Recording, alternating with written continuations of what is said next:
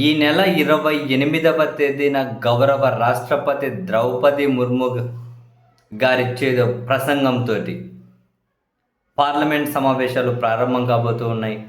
ఫిబ్రవరి 1వ తేదీన బడ్జెట్ ప్రవేశపెట్టబోతూ ఉన్నారు. అయితే ఈ బడ్జెట్ సమావేశాల్లోనే కీలకమైన జమిలీ ఎన్నికల బిల్లు రెడీ అయిపోయింది. ఈ బడ్జెట్ సమావేశాల్లోనే ప్రవేశపెట్టబోతున్నారు అని జాతీయ మీడియాలో వార్తలు రిపోర్ట్ కాబడుతూ ఉన్నాయి. ఈ జమిలీ ఎన్నికలకు సంబంధించి ప్రభుత్వం తన ప్రణాళికను ఈ నెల 27వ తేదీ జరిగే అఖిలపక్ష సమావేశంలో అన్ని పార్టీలకు వివరిస్తారని, ఆ తర్వాత జమిలీ ఎన్నికల బిల్లు ప్రవేశపెడతారు. దానికి గనక ఆమోద ముద్ర పడితే తర్వాత దేశవ్యాప్తంగా ఒకేసారి జమిలీ ఎన్నికలు జరిపే ఆ అధికారం కేంద్ర ప్రభుత్వానికి దక్కుతుంది. వాస్తవానికి ఎప్పటి నుంచో జమిలీ ఎన్నికలు అనే ఆ చర్చ అయితే జరుగుతూ ఉంది. మధ్యలో కొంత ఆ చర్చ ఆగినట్లు కనిపించినా ఇప్పుడు మళ్ళీ అది జోరందుకుంది. చివరికి హైకోర్టు న్యాయమూర్తులు, సుప్రీంకోర్టు తాజా మాజీ న్యాయమూర్తులు కూడా జమిలీ ఎన్నికలు, దానివల్ల ప్రయోజనాలు జనానికి వివరించండి, జనాన్ని ఎడ్యుకేట్ చేయండి అని చెప్పి వాళ్ళు కూడా మాట్లాడడం స్టార్ట్ చేశారు.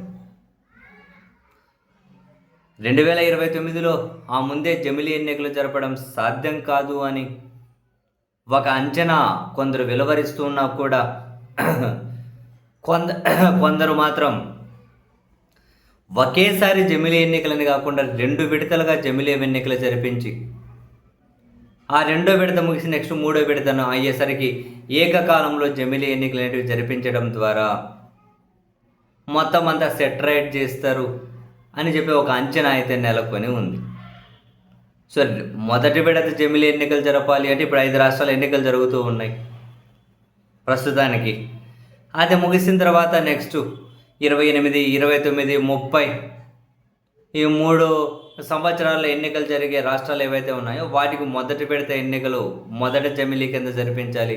పార్లమెంటుకు ఒకేసారి జరుగుతాయి, లోక్సభకు. బట్ అసెంబ్లీకి మాత్రం మొదటి విడత అప్పుడు, మళ్ళీ 2వ విడత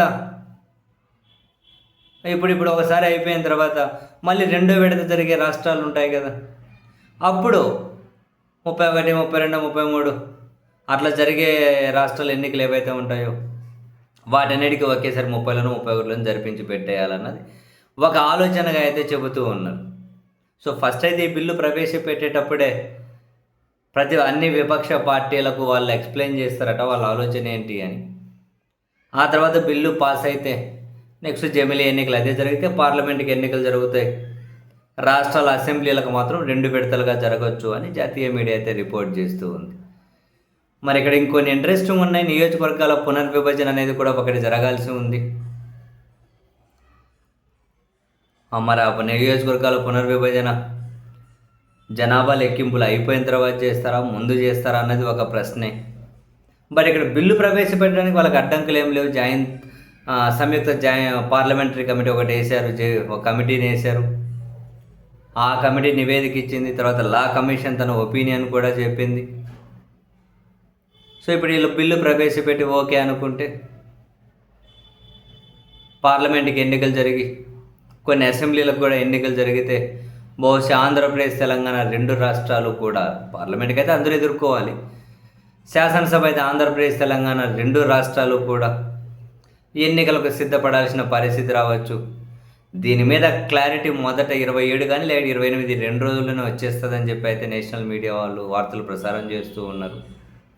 మరి ఎలాంటి బ్లూ ప్రింట్తో కేంద్రం ముందుకు రాబోతుంది, ఎలాంటి బ్లూ ప్రింట్ అంటే ఏది బీజేపీకి ప్రధానంగా మేలు చేస్తుందని చెప్పి ఆలోచిస్తారు కదా వాళ్ళు కూడా. అల్టిమేట్గా జమిలీ ఎన్నికల వైపు వెళ్తే జాతీయ పార్టీలకి మేలు జరుగుతుంది, ప్రాంతీయ పార్టీలు రాబోయే రోజుల్లో కనుమరుగైపోయే పరిస్థితి వస్తుంది. మీరు చూస్తూ ఉండండి.